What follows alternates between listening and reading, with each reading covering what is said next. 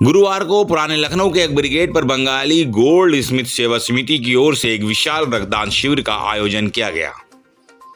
मानवीय सेवा और इंसानियत के जज्बे के साथ लगाए गए इस शिविर में सैकड़ों लोगों ने बढ़ चढ़कर हिस्सा लेते हुए रक्तदान किया। शिविर में कई डॉक्टरों के साथ साथ समिति के पदाधिकारीगण मौजूद रहे। समिति के अध्यक्ष खुर्शीद आलम ने बताया कि हमारा मकसद है कि कोई भी जरूरतमंद खून के अभाव में अपनी जिंदगी की लड़ाई ना हार जाए।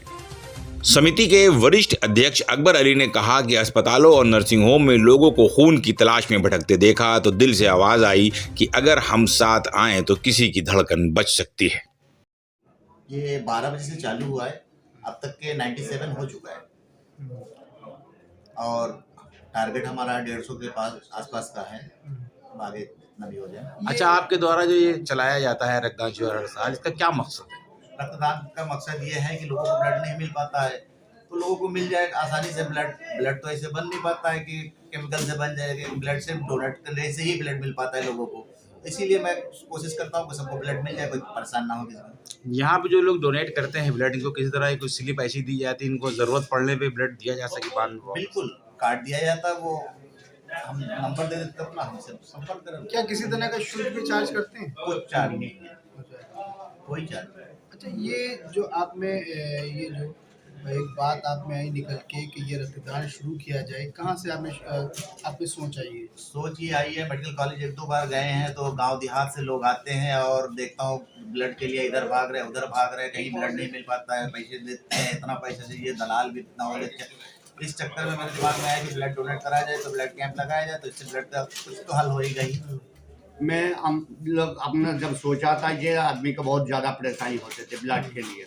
मेडिकल में कई दफ़े या अपना भी जानने वाला कोई ऐसा हुआ था जो ब्लड के लिए बहुत ज़्यादा परेशान हुआ, इसीलिए उसी टाइम से हम लोग दिमाग में ये बैठा था ये ब्लड डोनेट के आदमी का भला हो, आदमी के लिए ये बहुत ज़रूरी काम है। पैसा से ये चीज़ नहीं मिलती, लेकिन ये जो चीज़ इस वक्त हम लोग करते हैं।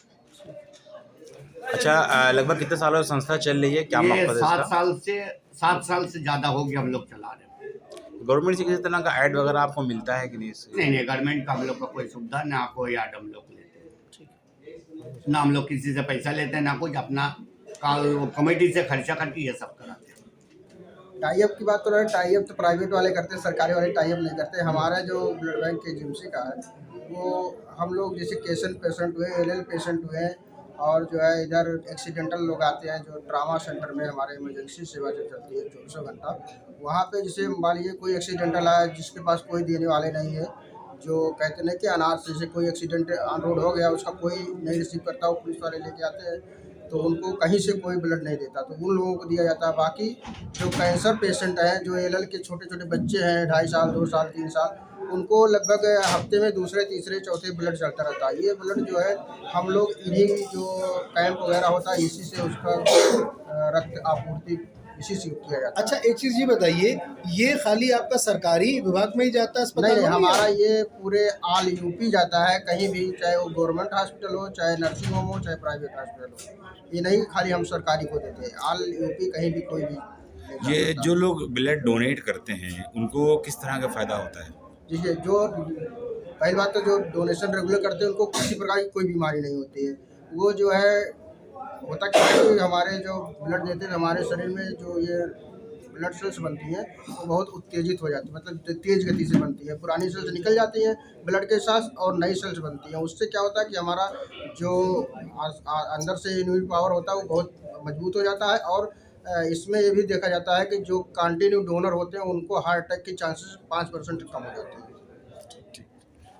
प्राइवेट जो है नर्सिंग होम है या जो हॉस्पिटल हैं उनमें आपको देने से क्या लाभ होता है? हमको उसमें कोई लाभ नहीं है, लेकिन इनकेस कोई पेशेंट सीरियस आता है तो उसके बदले हम ब्लड लेते हैं उनसे, डोनर से, और प्रोसेसिंग फीस जो पड़ती है वो लिया जाता है। उसके बाद उनको ब्लड प्रोवाइड किया जाता है।